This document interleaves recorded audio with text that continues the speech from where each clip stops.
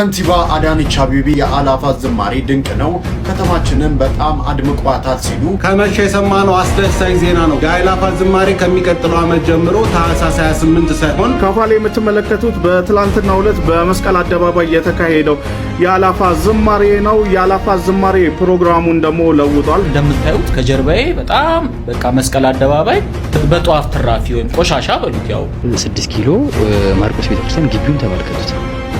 ወደ ውስጥ የሚገባ አንድ ኳስ አይታየም። ሰላም ጤና ይስጥልን በሰንደቁራችሁልኝ በአዲስ ቪዲዮ ተመልሼ መጣሁ። በዚህ ቪዲዮ የምንመለከተው እንግዲህ ስንጮህበት የነበረው አንድ ጥያቄያችን መልስ ያገኘ ይመስላል። እሱም እንግዲህ በገና ዋዜማ የሚካሄደው የአላፋት ዝማሬ ፕሮግራም እንግዲህ ሰዎች ወደ ማህሌትና ወደ ቅዳሴ እንዳይሄዱ እያደረገ ነው የሚገኘውና ምንድነው መፍትሄው ነገር መፍጠር አለበት ስንል ነበር። ለዚህም እንግዲህ ኢጃት የተባለው ወይ ደግሞ የአላፋት ዝማሬ አዘጋጆች መፍትሄ ይዘው መጥተዋል። የአላፋት ዝማሬ ቀን እንግዲህ የአላፋት ቅዳሴ ተብሎ የአላፋት ዝማሬ ደግሞ በዋዜማ እንዲካሄድ የሚል ነገር መጥቷልና እሱ ራሱ ይሆናል የሚለው ነገር አብረን የምንመለከት ነው የሚሆነው። እንደዚሁም ደግሞ የአላፋት ዝማሬን አስመልክቶ ከንቲባ አዳነች አቤቤ ያስተላለፉት መልእክት አለ። በአላፋት ዝማሬ ላይ እንግዲህ ብዙ ተቃውሞ የተነሳ ይገኛል። እሱንም እንመለከታለን። ሁላችሁም ቪዲዮ ላይክ እና ሼር ማድረጋችሁ እንዳትረሱ። ከ7 በላይ ሳይቶችን ጥንቅቅ አድርገን አስረክበናል። አሁን ላይ በሳር ቤት ቫቲካን ኤምባሲ አጠገብ አዋሬና ፒያሳ ላይ ከባለ 1 እስከ ባለ 3 መኝታ ቤቶችን በተለያዩ የካሬ አማራጮች እስከ 35% የሚደርስ ቅናሽ አቅርበንልዎታል።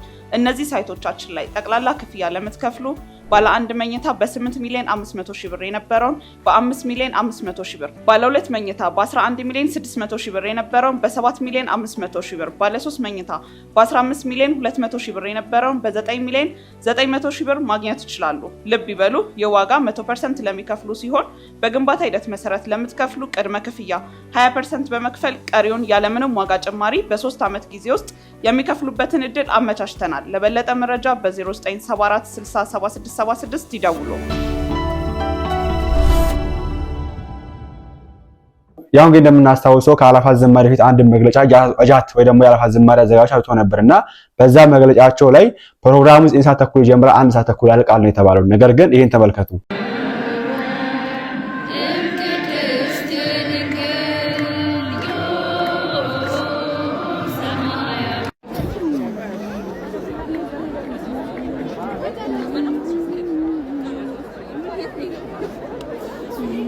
እዚህ የምንመለከተው እንግዲህ እቺ ልጅ ወይ ደግሞ ይሄ ቪዲዮ ፖስት ያደረገችው ልጅ ወደ ቤት የገባችው 5 ሰዓት ተኩል ነው። 5 ሰዓት ተኩል ገብታ ከ9 ሰዓት ጀምሮ እስከ 5 ሰዓት ተኩል እዛ ቆይታ በዛ ሰዓት ገብታ የምን ቅዳሴ ምን ማህሌት የሚገባው 3-4 ሰዓት ነው። በተለይ አዲስ አበባ ወደ ዋናው ማልካ አካባቢ ወይ ደግሞ ቅድስት ሥላሴ ምናምን ከሆነ በጊዜ ነው የሚገባው። 2 ሰዓት 3 ሰዓት ነው ማህሌት የሚገባውና የለም ማህሌት። አላፋት ዝማሬ 1 ሰዓት ተኩል ያልቃል የተባለ ዝማሬ ያለቀው 3 ሰዓት ምናምን ነው። 3 ሰዓት ምናምን ዝማሬ ያለቀበት ሰዓት ነው። አስቡት። ከዛ ሰው ወደ ቤት የሚመለስበት በዚህ ለዛውም በአዲስ አበባ ክራውድ በአዲስ አበባ መንገድ መጨናነቅ ስንት ሰዓት ሰው ወደ ቤት እንደሚገባ እሺ 5 ሰዓት ተኩል ነው የገባው ትላለች። ሰው ገብታ ቅዳሴ ያለች ነው። ቅዳሴ 6 ሰዓት ነው የሚጀምረው እንደሚታወቀውና ይሄን ተመልከቱ። ተወዳጆች መላው ኦርቶዶክሳውያን እንኳን ለጌታችን ለመድኃኒታችን ለኢየሱስ ክርስቶስ የልደት በዓል በሰላም አደረሳችሁ። ወደ ማህሌት ልገባ መንበረ ልዑል ቅዱስ ማርቆስ ሚካኤል ቤተክርስቲያን እገኛለሁ 6 ኪሎ። አንድ በጣም የታዘብኩትን ነገር ልነግራችሁ ነውና አሁን በእኛ ሰዓት አቆጣጠር ከምሽቱ 2 ሰዓት ከ35 ላይ ነው። ስቡ ተብሏል። ከበሮ እየተመታ ይሰማኛል። ውስጥ ላይ ልገባ ነውና በዚህ ሰዓት 2 ሰዓት ከ35 ሆኖ 6 ኪሎ ማርቆስ ቤተክርስቲያን ግቢውን ተመልከቱት። ወደ ውስጥ የሚገባ አንድ እንኳን ሰው አይታየም። እንደምታዩት በዚህ ሰዓት ማለት ነው። እንግዲህ የአላፋት ዝማሬ በመሐሌቱ ላይ ምንም አላመጣም ለምትሉ ነውና ይሄን ነገር ነገ ከነገ ወዲያ ሊታሰብበት የሚገባም ስለሆነ በጣም ስላሳሰበ በዚህ ሰዓት ማርቆስ ወደ ውስጥ የሚገባ በጣም ብዙ ሰው ግቢ ላይ የሚመላለስ ቁጭ ብሎ ትንሽ አረፍ ብሎ የሚገባ በጣም ብዙ ሰው ነበር እስከዛሬ የምትመለከቱት ነው እንግዲህ ኦኬ። መሀል አዲስ አበባ ላይ አባቶች ማህሌት ገብተዋል። ነገር ግን አንድ የሚንቀሳቀሰው ግቢ ውስጥ አይታይም ከነዛ ውስጥ ካሉት አባቶች ውጪ ማለት ነውና ይሄ ነገር ልክ አይደለም ስንል ነበር። እንደዚህ ነገር ይፈጠራል የሚል ስጋት ነበር፣ የብዙዎች ስጋት እንግዲህ በዚህ ጉዳይ ላይ አልቀረም። እንግዲህ ተፈጥሮ በቪዲዮ ብዙዎች ሲያወጡ እያየን ነበርና አንዳንዶችን ደግሞ ስንሰማ ነበር። ይሄ ነገር ተቻችለን መሄድ አለብን። ኦኬ ያኛው መዛያል ግን እኛው መቻቻል የሚባል ነገር የለም። ኦኬ የአላፋት ዝማሬ የሆነ የነበረን ፕሮግራም ሊሻለም መጥቷል ብዬ አላስብም። እንግዲህ ያው አንድ ነገር ሲመጣ የሆነ ነገር ለመተካት ነው ወይ ደግሞ አብሮ ሊቀጥል ነው።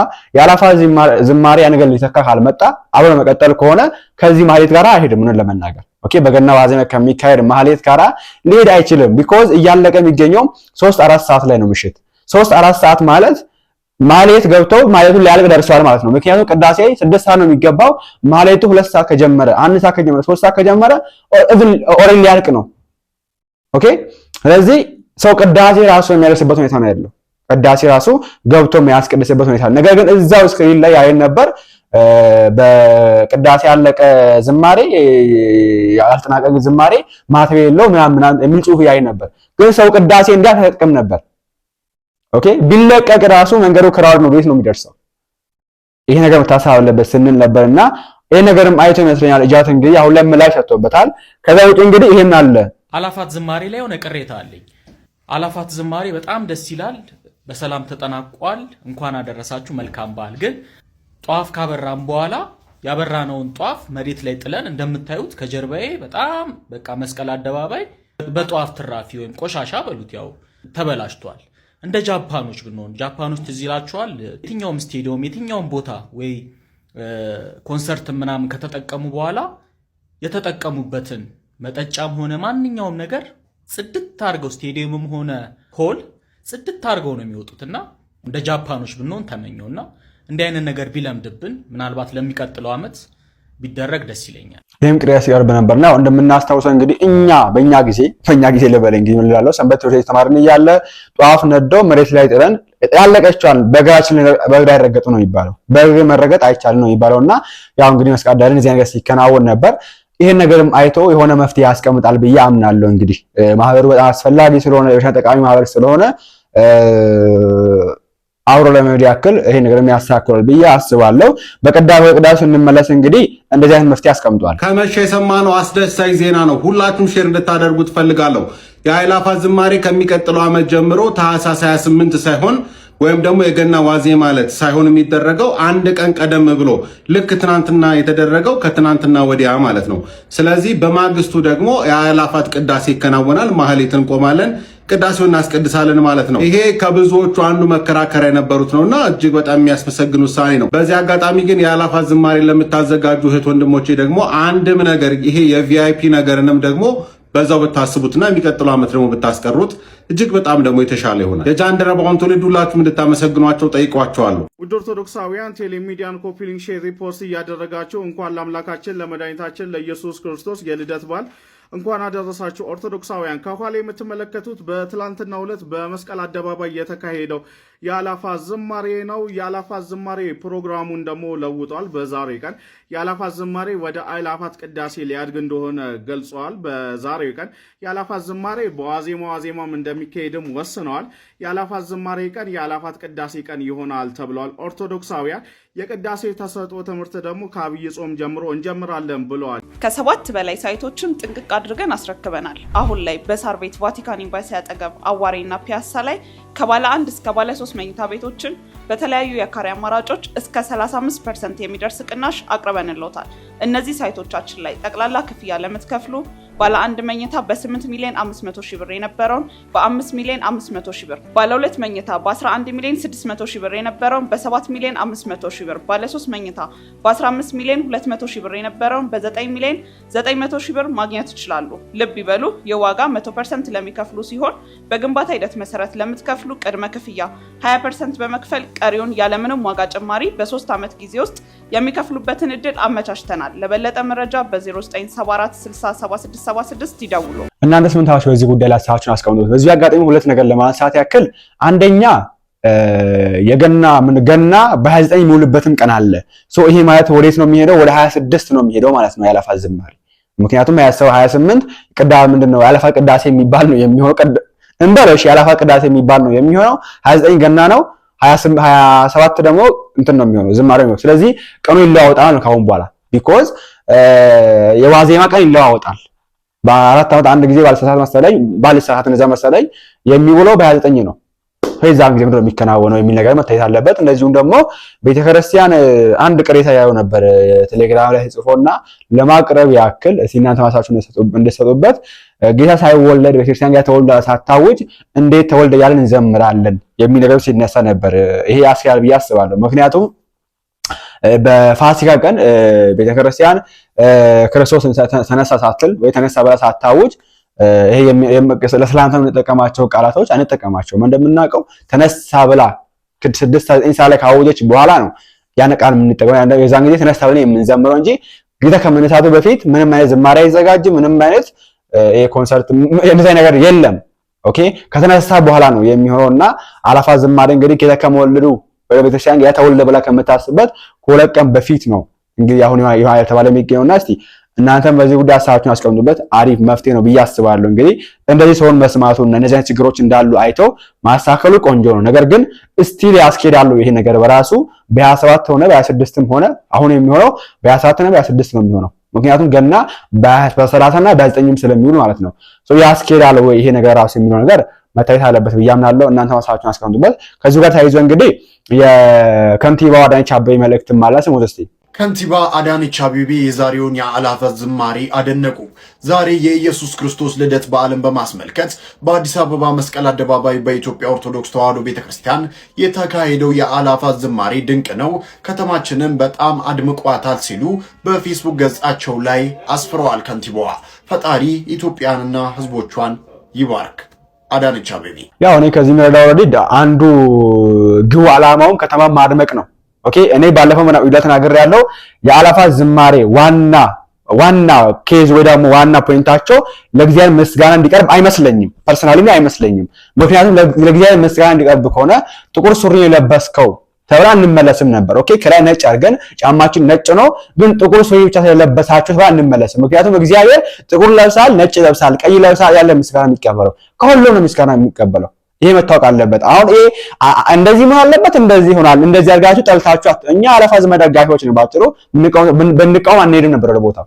ሰው ነጭ ለብሰን ሄደን ጥቁር ሱሪ ስለለበስን ብቻ ኦኬ ጥቁር ነው ባጭ ማች ያረጋጋል። ጥቁር ስለለበስን ብቻ ወይ ደግሞ ስለማይመቸን ነጭ ባጭ መበስ ስለማይመቸን ጥቁር ሱሪ ስላደረኩኝ ብቻ ተመለሳችንም ተብዬ የምገፈተር ከሆነ ገብተህ ማመስገናችንን የምባል ከሆነ የአእላፋት ዝማሬ ዋና ኬዙ ምስጋናው ብዬ አላምንም። እኔ ለምን መከልከል አልነበረብኝም። ምስጋና ቢሆን ጥቁርም ለበስኩኝ ነጭም ለበስኩኝ ቀይም ለበስኩኝ ቤተክርስቲያን ነጭ ብቻ የለበሰ ነው የሚዘምረው የላትም። እንደዚህ አይነት ስርዓት ቤተክርስቲያን ላይ ስርዓት የላትም። እግዚአብሔርም ላይ ስርዓት የለውም። አላዘጋጀም። ይሄን ያዘጋጀው እጃት ወይ ደግሞ የአእላፋት ዝማሬ አዘጋጆች ናቸው። ነጭ ብቻ ለብሳችሁ ነው የሚዘምሩት እነሱ ናቸው። እነሱ ለምስጋና ቢሆን እንደዚህ ይላሉ ብዬ አላስብም። እንግዲህ እኔ የታየኝ እኔ ወይ ለካሜራ ድምቀት ነው የፈለጉ ወይ ደግሞ ለከተማ ድምቀት ነው የፈለግነው። አይ ነው መነሻው የአእላፋት ዝማሬ መነሻ ምስጋና እንደሆነ እናውቃለን። አሁንም በየዋህነት እንደዛ የሚሰሩ እንዳለ እናውቃለን። ነገር ግን በዚህ ዓመት ግባቱ ለካሜራና ለከተማ ድምቀት ነው እንጂ እግዚአብሔር እንዲታሰብበት ጌታ እንዲመሰገንበት አይደለም። ኦኬ የልደቱ ባለቤት ምስጋናውን የሚቀበለው አምላክ ጥቁር ለበስከው ብሎ መንግስት ሰማያት አይዘጋብኝም። አይደለም መስቀል ዳይጋዎች እንዳዘመር መንግስት ሰማያት አይዘጋብኝም። ኦኬ ጥቁር ሱሪ ሳያደርግም ብቻ ለዛም ነጭ ለብሼ ጥቁር ሱሪ ሳያደርግም ብቻ አይዘጋብንም። ግን ዘንድሮ የአእላፋት ዝማሬ ላይ አብዛኞቻችን በዛ ጋር የተመለስ ነው። ጥቁር ሱሪ አድርጋችሁ ስንት ኪሎ ሜትር አቋርጠን ሄደን ኦኬ ክፍለ ሀገር የመጣ ስንት ልጆች ሲመለሱ ነበር። ኦኬ ባልና ሚስት ሄደው ነጭ ለብሶ ሄደው ባልየው ብቻ ጥቁር ሱሪ ሳያደርግ ሲመለሱ ነበር።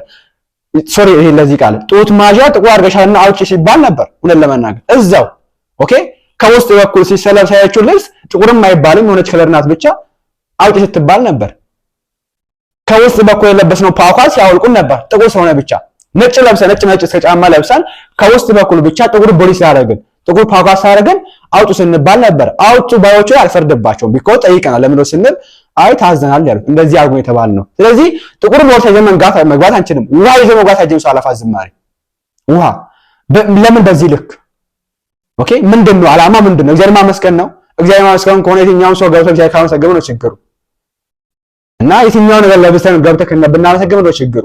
የፈለጋችሁን ለምስጋና ብዬ አላምነው። በዚህ ዓመት በተለይ የፈለጋችሁን ለምስጋና ሳይሆን ለካሜራ ግባት፣ ለቪዲዮአችሁ ጥራት፣ ለከተማ ድምቀት ነው የፈለጋችሁን እንጂ ለምስጋና ቢሆንማ ጥቁር ጫማ ለብሳላ ተመለስ። ጥቁር እኔ ለመናገር የለበስኩት ሱሪ ጥቁር ስላልሆነ ወይ ጫማ አይታችሁ ከመለሳችሁ ነው ብዬ ነው ማምነው እኔ እንደ ግለሰብ ማለት ነው። ሌሎቹ እንግዲህ ጥቁር ሱሪ አድርገው ነጭ ጫማ አድርገው ነጭ እንትን አድርገው ሸሚዝ አድርገው አይችሉም። ጥቁር ሱሪ ለብሳቸው ሲመለሱ ነበር። even ጥቁር ፓኳት የለበሱ ራሱ አውልቀው ይዛችሁ መጓሃችሁን በእጃችሁ ተብለው እዛ ጥሎ እየገቡ ነበርና ለምን በዚህ ልክ ሰዎችን ማሰገን ፈለግ አላቅምና ለማንኛውም ዋና ግቡ የከተማ ማድመቅ ነበር፣ ካሜራ ግባት ነበር፣ ተሳክቷል። ይሄ መታመን አለበት።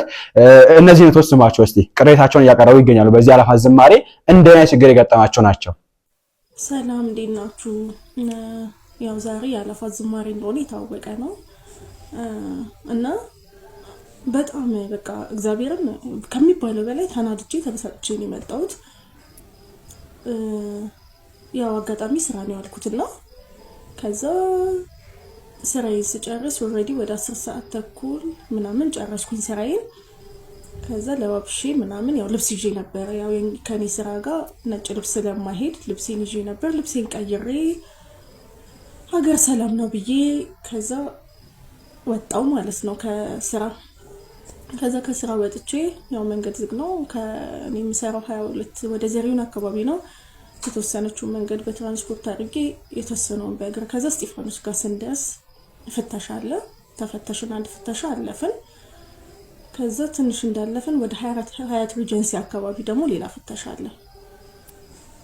ከዛ በሚገርማችሁ ሁኔታ እንዴት መሰላችሁ? ያው እንግዲህ እንደዚህ ነው የለበስኩት፣ ነጭ በነጭ ነው የለበስኩት። ያው ስራቱን ያማክላል። ከዛ በዚህ ደግሞ ከስራ የቀየርኩት ልብስ ይዣለሁ። ያው ወደ ቤት ስመጣ ማለት ነው።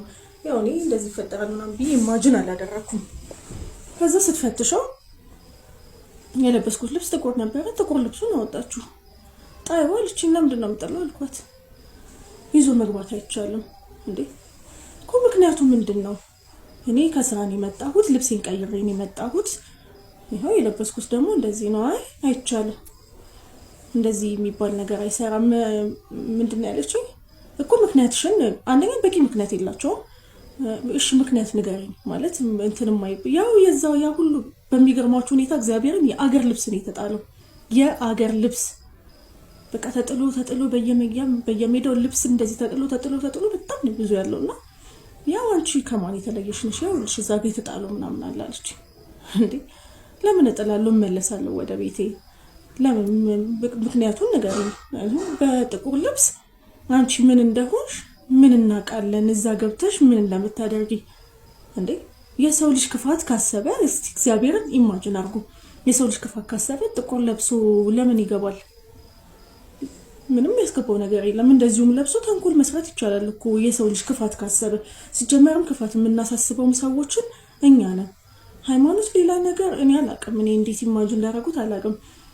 ኢቭን እሺ እኔ ይዤ ነው በቃ ይዞ መግባት አይቻልም። ኦኬ እሺ ይዤ ነው በቃ ልክ አይደለም። ከስራ ደግሞ ይመጣሉና ከላይ ጥቁር ከስር ነጭ አይደለም ቱታ ነገር ነው። እናንተም አትገቡም ተመለሱ እንዴ። ለምንድን ነው በልብስ መስፈርት የሚወጣለት? ያለው አለ የሌለው አለ።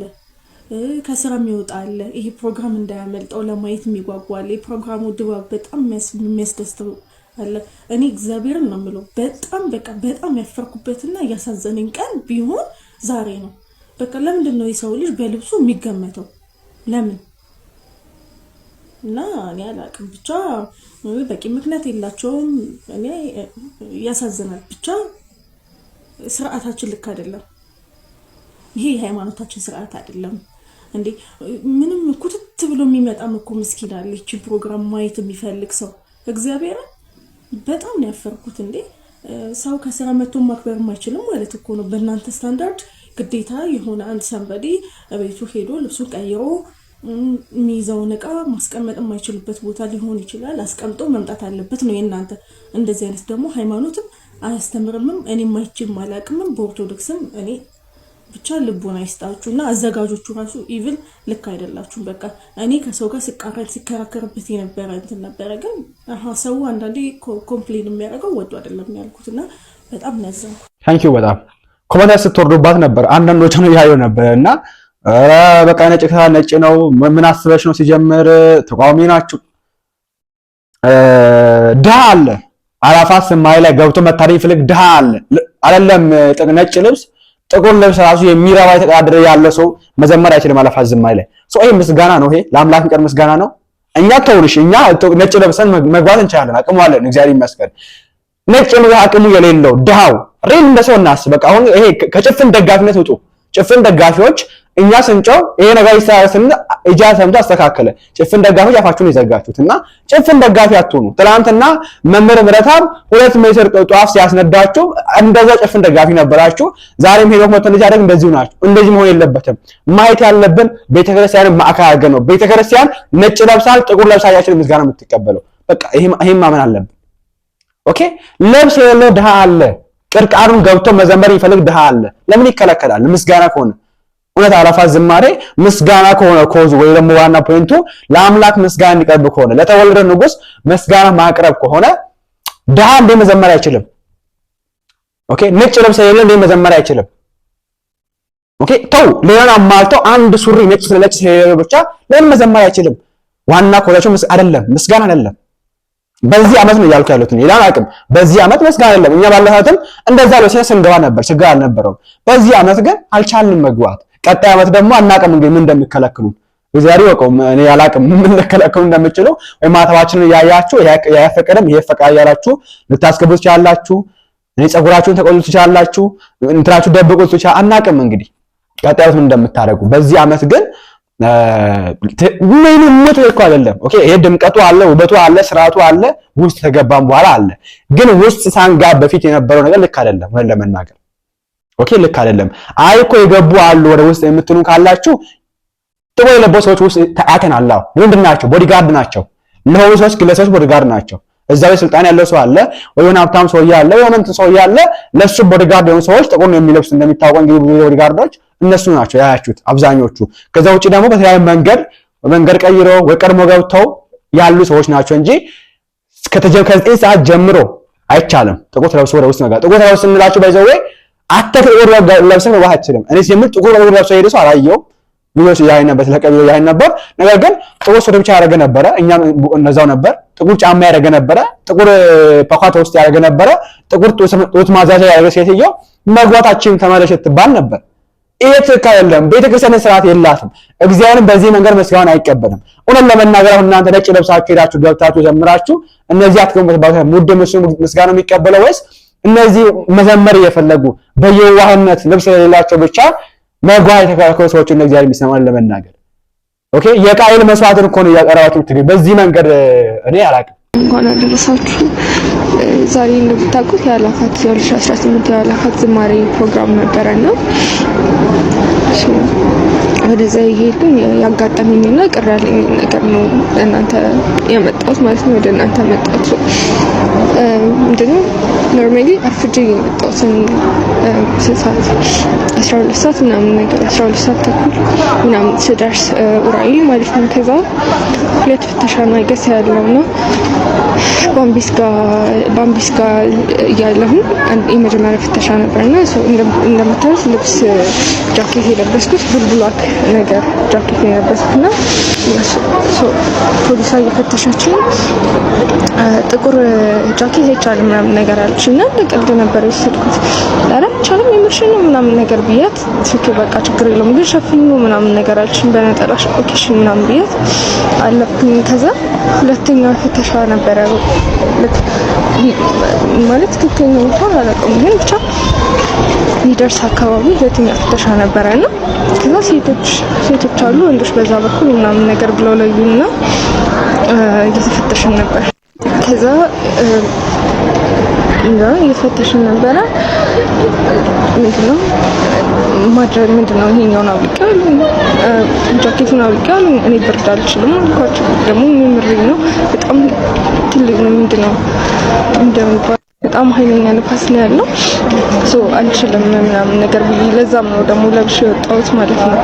ከዛ በተረፈ ታይት አድርጌያለሁ ጥቁር ታይት። ከዛ ሀበሻ ቀሚስ ነው የለበስኩት። ከዛ የሆነች ልጅ ደግሞ ነበረች ኖርማል ቀሚስ የለበሰች ማለት ነው። ከዛ ነው ተመለሱ እናንተ አትችሉም ምናምን መግባት ምናምን ነገር። ከዛ ጃኬትሽን አውልቂ መግባት ከፈለግሽ ምናምን ነገር አለችኝ። ከዛ ነው እኔ ብርድ አልችልም ምናምን ነገር አልኳትና ሂጂ እስቲ እሷን አናግሪያት ምናምን ነገር ተባልኩኝ። ላናግራት ወደዛ ምንድነው ወደ ተላኳት ልጅ ሲሄድ ከዛ ምን አለችኝ ሂጂ ወደዛኛው ሰውዬ ምናምን ነገር ብላ ለከችኝ። አላውቅም በቃ መግባት ከፈለግሽ ሂጂና አናግሪው እሱን ምናምን ነገር አለችኝ። ከዛ ሰውየው ፌደራሉ ሰብስቦ የሆነ ሰው ሲያስገባ ሳይ በቃ እሱ ይሆናል ምናምን ብዬ እንጂ አናገርኩት። ከዛ እንጂ ችግር ምናምን ነገር ጃኬት ምናምን ነው አትገቢም አሉኝና ይብርድ አልችልም ምናምን። ከዛ ደግሞ እንደተባለም አላውቅም ነበረ ምናምን አልኩኝ። ከዛ ለክ ማይንዱ ያስረዳውት ነው ማለት ነው። ፌደራሉ ለክ ሰው አስቆመና ምንድነው ነው ሰው እንትን አለኝ ልጅ ማውለቅ ካልፈለግሽ በመለስ ትችያለሽ ምናምን ነገር አለኝ። ከዛ ኧረ በፈጣሪ እዚህ ድረስ መተን እንዴት ይሆናል ምናምን ነገር በጣም ፖላይት ሆነ ወይ ነው ያዋራው ተርሎ ማለት ነው። ከዛ ሰው ሰበስበን እስቲ ቁሙ እንኳን አደረሳችሁ ምናምን ነገር አላቸው። ከዛ ማይንድ ዩኒ በጣም ተናድጃለሁ ቆሜያለሁ ማለት ነው ለማለት እየጠበኩ ነው። ከዛ እንኳን አደረሳችሁ ምናምን እስቲ እቺታችን እንደዚህ እና ወደዚህ ምናምን ወደዚህ ቀረበበ ምናምን ነገር ከዛ እሺ ችግር የለውም ቀረባልኩ ምናምን ከዛ እቺታችን እኛ ነጭ የለበሱትን አስገቡን የተባልነው እና እሷ ደግሞ ምንድነው ጃኬት ጥቁር ጃኬት እንደምታውቅ ጥቁር ታይት ለብሳ እና እንደምታውቅ ጥቁር ጃኬት ጥቁር ታይት ለብሳ መጣች እና አሁን አውልቂው ስትባል ብርድ ይመታኛል አለች። እስቲ ፍረዷት ምንድነው ማድረግ ያለብን ምናምን ነገር ከዛ ምን ይባልክ ዝም አሉት። በቃ እናንተ ሂዱ ምናምን ተመለሽ አንቺ ምናምን ነገር ማውለቅ ካልፈለግሽ ተመለሽ ማለት በጣም ለማናገር ሞከርኩኝና ከዛ በቃ ነገርኩሽ ምናምን ነገር አለኝ። እሺ ምናምን ሌላ ነገር እንዳይከተልኝሽ ምናምን ነገር አልኩት። ከዛ ዞር ምናምን ስለ አባቶች አሉና ላናግራቸው ሞከርኩኝ። ከዛ እንስቲ ያናግሯት ምናምን ነገርና አልቻልኩም።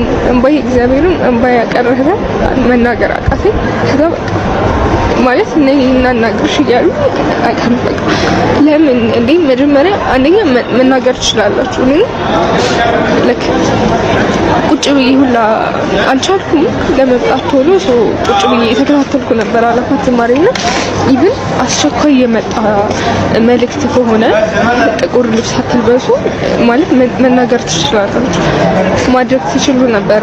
ሰው ሚዲያ ላይ ነበር እየተከታተላችሁ ነበር። ጥቁር ልብስ አትልበሱ ሜቢ እሺ ተነግሮ ከሆነ በጣም ይቅርታ ተነግሮ ከሆነ ማለት ነው። ግን እኔ ሰማሁት ነጭ ልብስ እንኳን ባይኖራችሁ ነጭ ነጠላ አድርጋችሁ ከላይ ደረባችሁበት ምን እንደተባለ ነው የማውቀውና እና ብቻ በጣም ከፍቶኛል። ማለት መናገር ትችሉ አልነበረም ወይ ማለት ለምንድን እሺ ባለፈው አመት አክብሬያለሁ እንደዚህ አይነት ነገር አልገጠመኝም ማለት ከባለፈው አመት እንኳን ተናግረን አሁን ባንናገር ችግር የለውም ምናምን ብትሉ ችግር የለውም ግን አልተነገረኝም። እኔ ማለት አላየሁም ባለፈው አመትም እንደዚህ አይነት ነገር በቃ እንደውም እኔ ጠይቆኛል ብዬ ሁሉ የፈራሁት መታወቂያ ምናምን በቃ መታወቂያ ነበር የፈራሁት መታወቂያ ይዤ አበቃው ምን እሱ ነበር የፈራሁት በልብስ መለሳለሁ ብዬ አላሰብኩም ነበርና እያየሁ ነበረ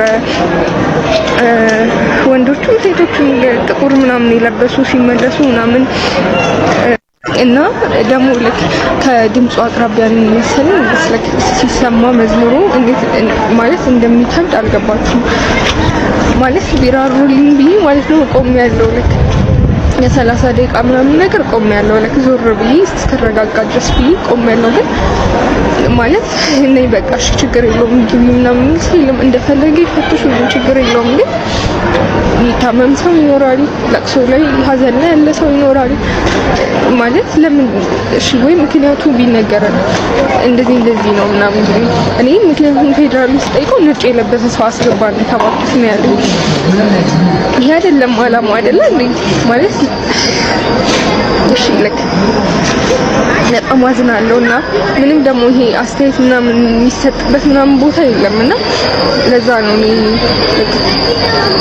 እንደዚህ ቲክቶክ ላይ ፊልም እየቀረጽኩ ያለው ልክ አይደለም እውነት ለመናገር ለካ ያጋጠማችሁ ሰዎች ኮሜንት ላይ ጻፉ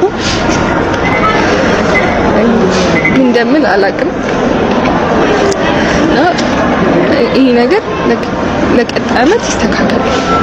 ለማንኛውም እንደዚህ አይደረግም ማለት ፈልጋለሁ። እናንተ በዚህ ጉዳይ ሀሳባችሁን አስቀምጡበት። በጣም ነው ያዘንባችሁ። በጣም ከምላችሁ በላይ አዝነንባችሁ። አላፋት ዝማሬ ኢጃት በተለይ በጣም ነው እናንተ አዘጋጅ ስለሆናችሁ መምህር ዲያቆን ሄኖክ ያሌ በጣም እንወድ ነበር፣ ግን በዚህ ዓመት ጭፍን ተከታይ እንደሚኮራብክ እኛ ደግሞ እንደ ቅሬታ ጭፍን ደጋፊም አይደለንም፣ ጭፍን ተቃዋሚ አይደለንም። ኖርማል ሰዎች ነን። እኛ ቤተክርስቲያን ማዕከል አድርገን ነገሮችን የምንመለከት ሰዎች በጣም ነው ያዘንባችሁ። በጣም አዝነንባችኋል። እግዚአብሔር ይመስገን። ኦኬ ጥቁር አለበሳችሁም ብሎ መንግስቱን የሚያነሳ አምላክ ይመስገን። ምን ነው ነጭ አለበሳችሁም ብሎ ማለት ነው። እኔ ያው እናንተ ማሳችሁን አስቀምጡበት። በቀጣዩ ላይ እንመለሳለን። ላይክ እና ሼር ማድረግ እንዳይረሳ። ቸር ቆዩልኝ።